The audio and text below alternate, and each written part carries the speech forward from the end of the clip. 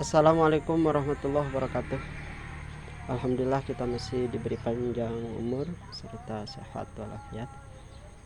Sekarang Saragaya lagi OTW Cigadog daerah Cicurug berkunjung ke teman. Ini masih dalam perjalanan. Pemandangannya indah. Mungkin sudah paham ya OTW.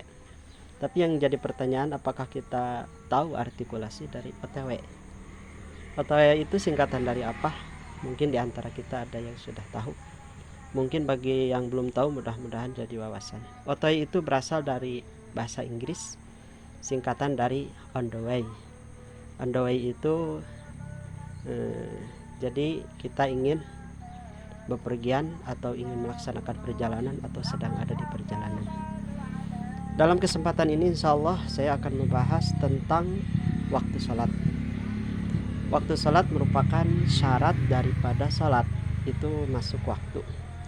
Dalam Al-Quran surat An-Nisa ayat 103 dijelaskan, Inna sholata kanat alal mu'minina kitaban mawquta. Sesungguhnya sholat itu kewajiban yang ditentukan waktunya bagi orang-orang mukmin. Namun yang jadi pertanyaan, apakah kita paham bagaimana cara mengetahui waktu sholat? Cara mengetahui waktu sholat ada dua metode, dua cara. Pertama metode ru'yah, kedua metode hisab. Ru'yah itu adalah hitungan, ru'yah itu adalah melihat langsung pergerakan matahari.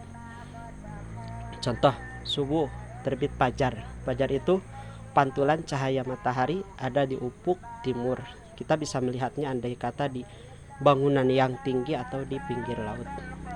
Zuhur tergelincir matahari. Tergelincir matahari itu matahari bergeser ke sebelah barat, bayang-bayang bergeser ke sebelah timur. Waktu asar bayangan 2 kali lipat dari suatu tinggi benda. Sedangkan maghrib terbenam matahari, kalau isya terbenam awan merah atau mega merah. Itu metode ru'yah. Yang kedua metode hisab. Metode hisab itu memakai hitungan ilmu falak.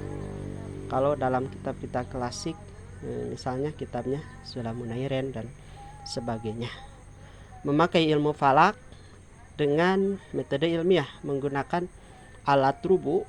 Rubu itu lingkaran yang dibagi 4, namanya rubu, untuk mengatur pergerakan matahari. Dan diposisikan lokasinya dari bujur timur, lintang selatannya berapa derajat. Bujur timur itu BT bujur timur, LS lintang selatan. Kalau misalnya kita tidak bisa mengetahui dengan hitungan sendiri, maka kita harus taklid. Taklid itu mengikuti atau memakai pedoman jadwal sholat yang sudah dibikin oleh para ahli hisab. Jadi kalau kita ingin mengetahui waktu sholat, gampang, tinggal lihat jadwal sholat. Apalagi di zaman sekarang ini, zaman serba canggih, jadwal sholat itu mudah kita temukan, terutama dalam yang kita pegang sehari-hari, HP. Di HP itu ada aplikasi jadwal sholat. Jadi HP itu bukan hanya dipakai untuk permainan, untuk perkara yang tidak manfaat. Marilah kita HP itu jadikan sesuatu yang bermanfaat.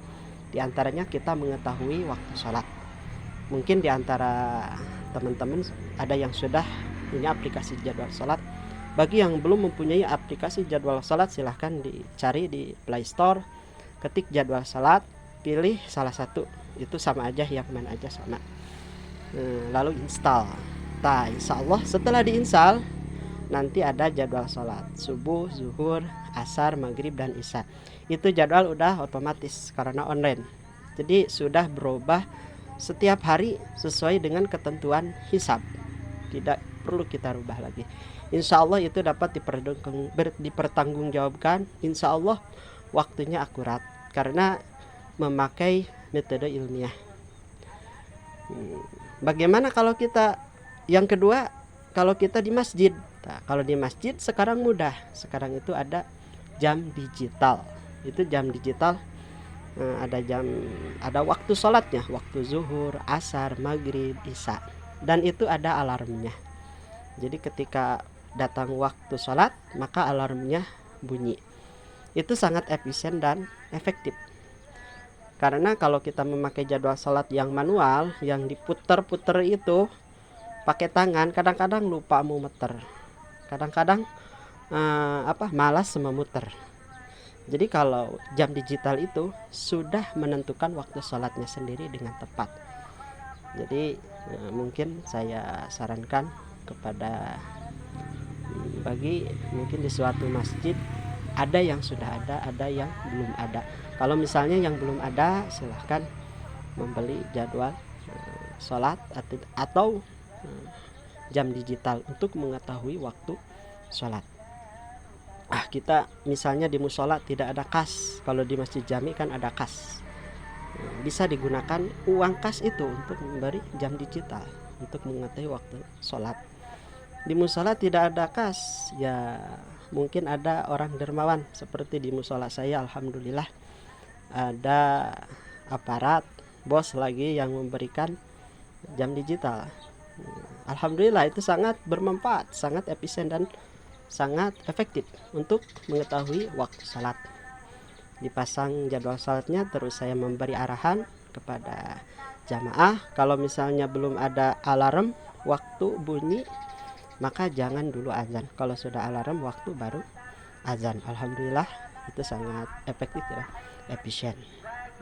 Mudah-mudahan yang memberi jam digital, saya tidak sebutkan namanya, tapi mudah-mudahan diberikan kemudahan, kelancaran di dalam segala urusannya. Mungkin jadi inspirasi bagi bos-bos yang lain, dermawan-dermawan yang lain. Kalau misalnya di musolanya belum ada jadwal salat, tolong dibelikanlah, karena itu sangat urgen, kebutuhan untuk kewajiban kita, supaya kewajiban kita itu sesuai dengan aturan ilmu syara. Karena kalau misalnya sholat belum masuk waktu, maka sholatnya tidak sah, karena sholat termasuk syarat sholat. Bagaimana kalau azan? Apakah azan bisa dijadikan pedoman untuk kita sholat? Kalau azan itu hanyalah tanda masuk waktu sholat, hukumnya sunnah azan itu. Bisa dijadikan pedoman andai kata orang yang azan itu memerhatikan waktu sholat, memerhatikan jadwal sholat, maka azan itu bisa dijadikan pedoman. Kalau misalnya yang azan tidak memperhatikan waktu sholat, hanya dikira-kira, maka itu tidak bisa dijadikan pedoman.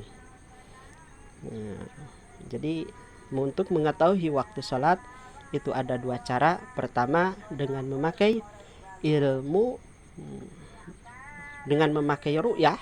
Jadi ru'yah itu metode langsung melihat pergerakan matahari. Mungkin ini agak ribet. Yang kedua, memakai ilmu hisab. Mungkin hisab ini lebih efisien, lebih efektif, yaitu kita menggunakan jadwal sholat, baik di dalam aplikasi dalam HP atau jam digital di masjid. Bahkan dalam aplikasi jadwal sholat itu ada alarm, bisa di alarm azan, takbir. Jadi begitu masuk waktu, azan berbunyi, begitu masuk waktu maka takbir. Mungkin itu saja tentang waktu sholat. Mudah-mudahan bermanfaat, khusus bagi saya, umumnya kepada teman-teman. Akhirul kalam, assalamualaikum warahmatullahi wabarakatuh.